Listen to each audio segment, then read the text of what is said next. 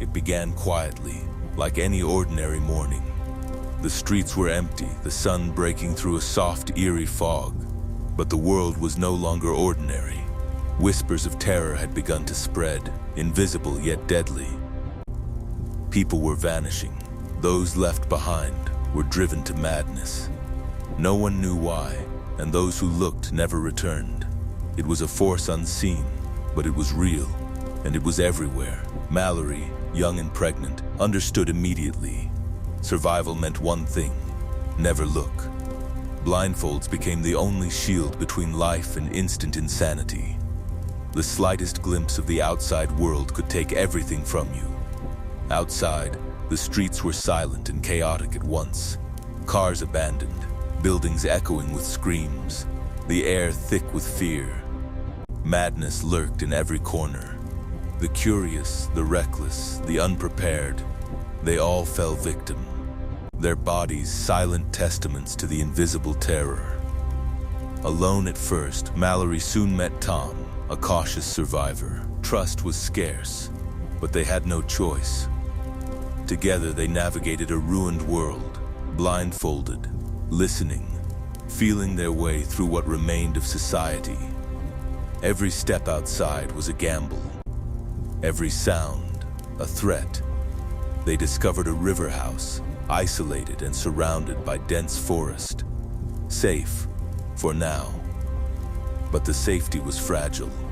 Every day, they ventured out to gather supplies, always blindfolded, always aware that a single mistake could be fatal. Outside, shadows moved, sounds whispered. The air carried the presence of those who had fallen, and those still watching. Other survivors arrived, wary, scared. They were a small, fragile community, bound by fear, blindfolds, and a desperate hope to live another day. Within the river house, they shared their stories, their losses, their grief.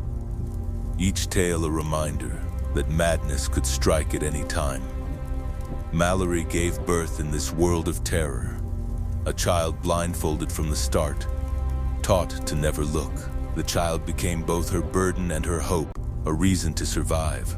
The outside world offered no mercy, but within the walls of the river house they had a fragile sense of safety. Time passed. Supplies dwindled. The group grew smaller.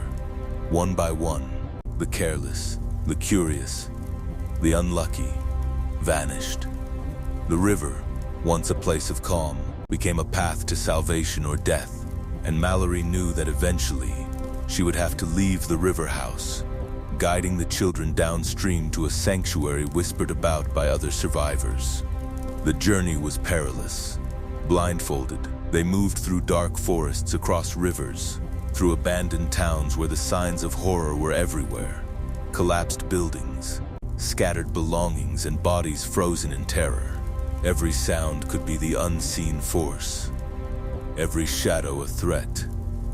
They could hear the cries of those lost, feel the madness pressing in from all sides. Mallory rode the river with the children, blindfolded, listening to the water, trusting the guidance of her instincts. The storm threatened, the river raged, yet the unseen force was always the deadliest threat, lingering invisibly, waiting for a glance, a mistake.